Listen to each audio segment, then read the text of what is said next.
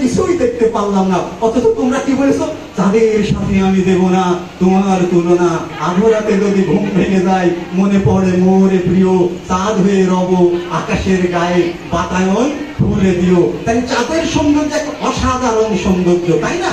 তো বলছে যে আমি সারা রাত জেগে জেগে জ্যোৎস্না রাতে ওই চাঁদ ছাড়া আর কিছুই দেখতে পারিনি, কিন্তু আমি গভীর অন্ধকার নিকষ কাল অমাবস্যা রাত্রে দেখেছি একটা উল্কার পতন, একটা ঝিঝি পোকা আলো জ্বালতে জ্বালতে, জোনাকি পোকা আলো জ্বালতে জ্বালতে যখন গভীর অন্ধকারে চলে যাচ্ছে, একটা কালো বিড়াল তার গভীর সুন্দর চোখটা নিয়ে অন্ধকারের ভিতরে তাকিয়ে দেখছে, তখন সে এক অপূর্ব সৌন্দর্য।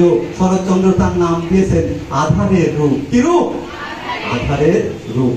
তাহলে পৃথিবীতে সব নামার্থের ভিতরে পজিটিভ জিনিসটা তোমাকে খুঁজে নিতে হবে। এটাই হচ্ছে নন্দন তত্ত্বের দাবি। এবং মনে রাখবা, এর স্থান কাল পাত্র ভেবে এর পরিবর্তন হতে পারে। একটি রোমান প্রবাদ বলে আমি এই আলোচনা থেকে বিদায় গ্রহণ করে আমি উচ্চারণ প্রসঙ্গে চলে যাব। একটা রোমান প্রবাদ আছে এই রকম, যে একবার স্রষ্টা রোমানদেরকে ডেকে বলল যে তোমার সেরা সুন্দর সৃষ্টি বাচ্চাগুলো নিয়ে এসো।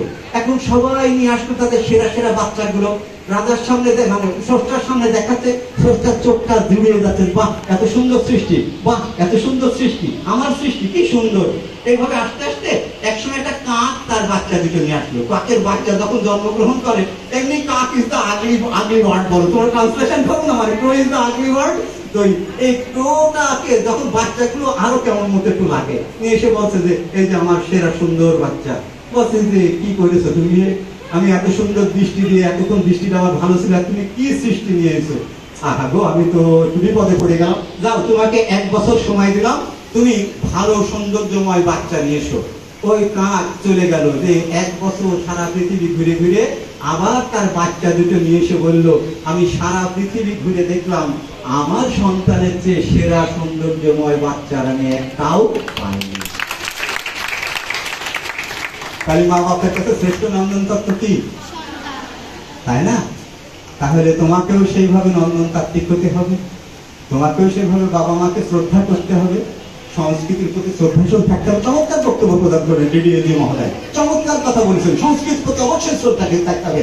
আমি কখন আমার বাপের সামনে আমি মুরব্বীর সামনে সিগারেট খেতে পারি না, আমি যতই সিগারেট সেই স্মোকার হলো, আমার সংস্কৃতি আমাকে সাপোর্ট দেয় না যে আমি একজন মুরব্বীর সামনে সিগারেট খাবো। আমাকে দেখলে আমার একটা ছাত্র হয়তো সে নিজেকে সিগারেট খাওয়া বাড়তে পারে না, সাথে সাথে এভাবে লুকিয়ে ফেলে, দেখা গেল জামাটাই পুড়ে যাচ্ছে তবু সে লুকিয়ে ফেলে দিয়েছে। এটাই আমার সংস্কৃতি, এটাই আমার সংস্কৃতি। বড়রা ছোটদেরকে স্নেহ করবে, ছোটরা বড়দেরকে শ্রদ্ধা করবে, এটাই আমার সংস্কৃতি। মনে রেখে দিমা, সারা পৃথিবীতে ব্রিটিশ সাম্রাজ্যে সূর্য অস্তমিত হতো না।